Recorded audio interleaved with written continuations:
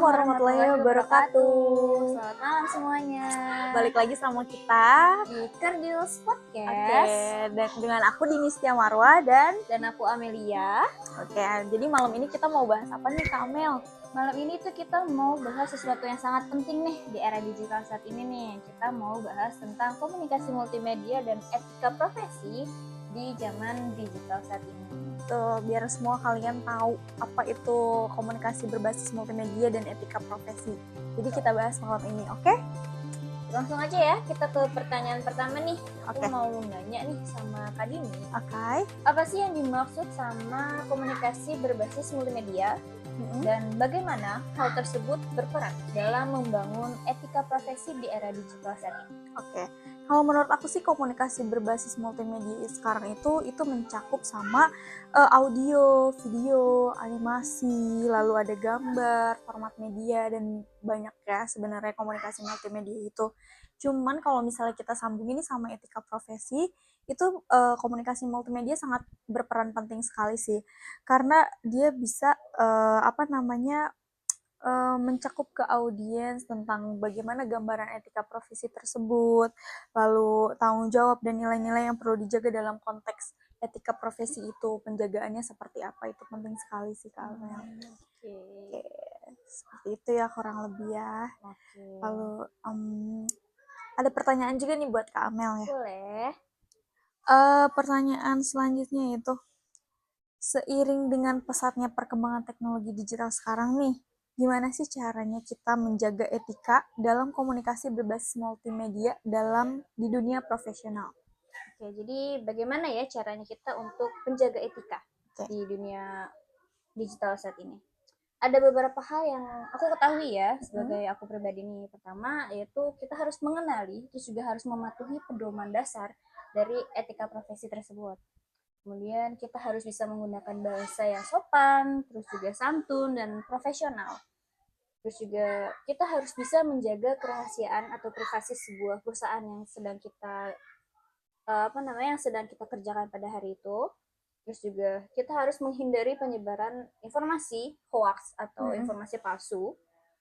Kemudian kita harus memperbarui pengetahuan tentang teknologi dan etika-etika terbaru. Terakhir itu kita bisa menggunakan teknologi untuk memantau dan mengukur keefektifan komunikasi. Itu aja sih, itu beberapa etika-etika dasar yang harus dipahami. Lumayan banyak ya etika-etika dasar. Iya, makanya itu sangat penting loh bagi kita semua guys. Betul sekali. Terus aku juga nih ada pertanyaan lagi buat Kak Dini.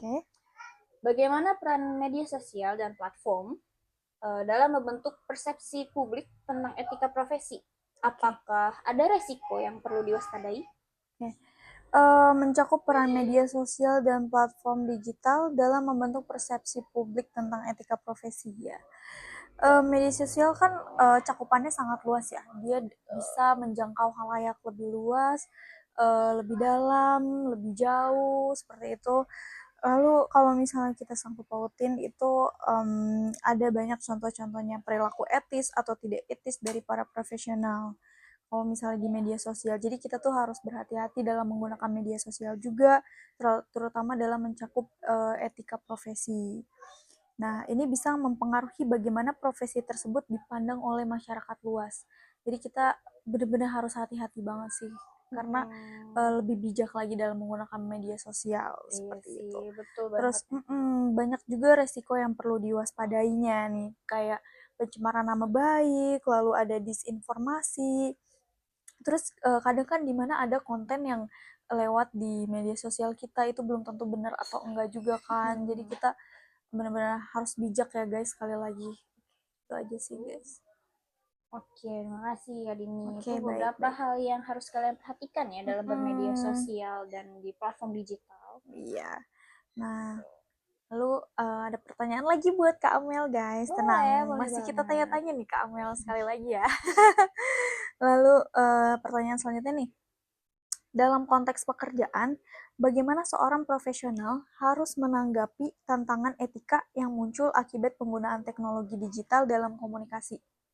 Oke, boleh dijawab Kak Amel. Dalam menghadapi tantangan etika akibat penggunaan teknologi digital itu ada beberapa hal yang bisa kita terapkan.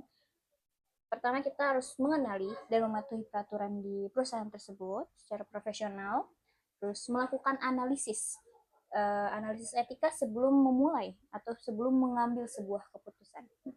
Ketiga, kita konsultasikan dengan ahli etika di perusahaan tersebut atau ya bisa kita sebut HR lah ya, di perusahaan. Kemudian kita harus mempertimbangkan dampak yang akan terjadi dengan keputusan yang kita ambil itu. Terus yang terakhir itu kita harus mengambil tindakan korektif jika terjadi pelanggaran gitu aja sih. Jadi kita harus bertanggung jawab jika keputusan yang kita ambil ini ternyata salah. Oke. Harus berani bertanggung jawab ya Betul terhadap keputusan sekali. yang udah kita ambil tuh.